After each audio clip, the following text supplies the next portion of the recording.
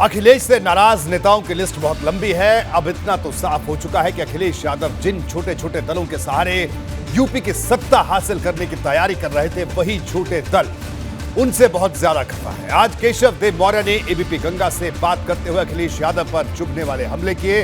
उन्होंने पहले तो अपने फेसबुक प्रोफाइल से अखिलेश यादव के साथ वाली अपनी फोटो हटाई और फिर गठबंधन तोड़ने का ऐलान कर दिया।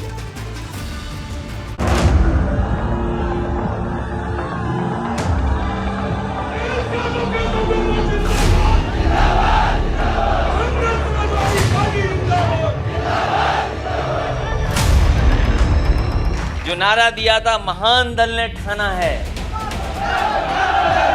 और मुझे भरोसा है कि आने वाले समय में आपका सहयोग और समर्थन इसी तरह मिलेगा। 8 अगस्त 2021 को बड़े जोर शोर के साथ केशव देव मौर्य के महान दल ने समाजवादी पार्टी के साथ जीने मरने की कसम खाई थी। लेकिन ठीक 10 महीने बाद महान दल ने सपा से अपने रास्ते अलग कर दिए।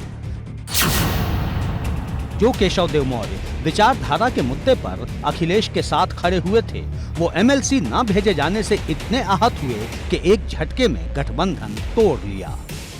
क्या चाहते थे? आपको एमएलसी चाहते थे? बिल्कुल चाहता था, बिल्कुल। मैंने कोई वादा किया था क्या?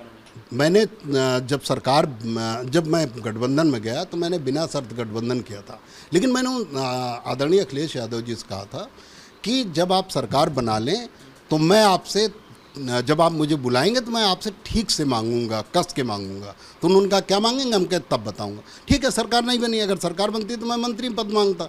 लेकिन सरकार नहीं बनी तो आप जब नहीं देने लायक है तो मैं वो तो नहीं मांग रहा हूँ। लेकिन जो आप देने लायक हैं, जब राज्यसभा आप दे सकते हैं जयंत जी को, तो क्या इस चुनाव में आप सबको ज़्यादा सीट भी आपने दी। मैं नहीं रोया, जो बच्चा रोए उसे ही दूध मिलेगा। जो रोया उसे सीट मिली, जो नाराज़गी दिखाया, आपकी बेइज्जती किया, जो उसको सीट ज़्यादा मिली।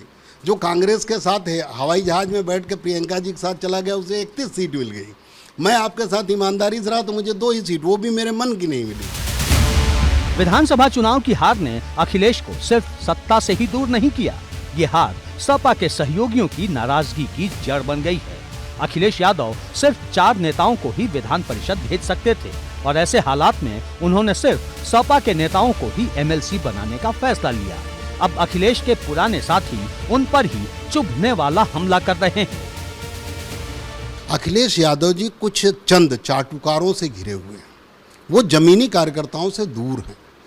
उन्हें जो फैसले लेने होते हैं, जो हित में है फैसले, वो नहीं ले पाते समाजवादी पार्टी के हित में। केशव देव मौर्य को सिर्फ एमएलसी की कुर्सी न मिलने का अफसोस भर नहीं है, उन्होंने तो अखिलेश की 2024 वाली रणनीति भी समझ ली है। केशव देव मौर्य लोकसभा का चुनाव लड़ना चाहते थे, लेकिन अखिलेश ने ऐसे संकेत दिए जो केशव देव मौर्य को चुभ गए। लेकिन मेरा मन उस दिन टूटा। मैं 6 अप्रैल को गया था अखिलेश यादव जी से मिलने, मुझे उन्होंने समय दिया था। जब मैं मिला तो मैंने कहा कि मुझे लोकसभा लड़नी है, मुझे पहले से ही सीट फाइनल कर दें। इस बार मुझे आपने गलत सीटें दी और मेरे मन की नहीं थी, और लास्ट में दी, तैयारी नहीं करने का मौका मिला। तो इस बार मुझे समय से पहले सीट दे दीजिएगा, 1 साल पहले ही फाइनल कर दे। कौन सीट आप चाहिए? मैंने कहा एटा। तो कहने एटा तो मैं नहीं दे पाऊँगा। हमने कहा मुझे फर्रुखाबाद दे दीजिए। मेरी पत्नी वहाँ चुनाव लड़ी हैं अभी आपके पार्टी से, तो थोड़ा वहाँ माहौल बना, वहाँ मैं चुनाव लड़ लूँगा। तो उन्होंने कहा ठीक है, फर्रुखाबाद में कंसिडर कर लूँगा। लेकिन आपको बताऊँ, मेरे व्हाट्सएप पे अभी मैं दिखाता हूँ आपको, 6 अप्रैल को मैं मिल के आया और फर्रुखाबाद उन्होंने कहा कि मैं आपको दे दूँगा। और 8 अप्रैल को फर्रुखाबाद में मेरे ही समाज के एक व्यक्ति को, डॉक्टर हैं, डॉक्टर नवल किशोर साक्य को, लोग फर्रुखाबाद का प्रभारी बना दिया गया।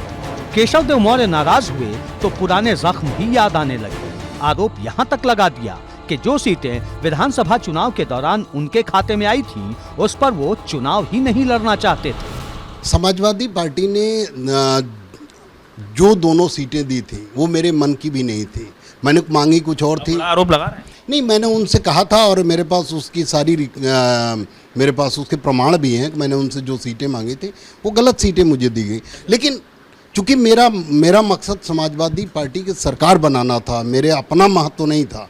मैं अपनी सीटों के लिए मैंने तो ये भी कह दिया था कि अगर आप सीट नहीं भी दे पाए तो भी मैं पुरानी चोट पर जब नई चोट लगती है तो दर्द और तेज हो जाता है। केशव देव मौर्य और अखिलेश यादव के बाकी कई दूसरे साथियों का हाल इस वक्त कुछ ऐसा ही लग रहा है। एबीपी गंगा के लिए आगरा से नितिन उपाध्याय के साथ ब्यूरो रिपोर्ट।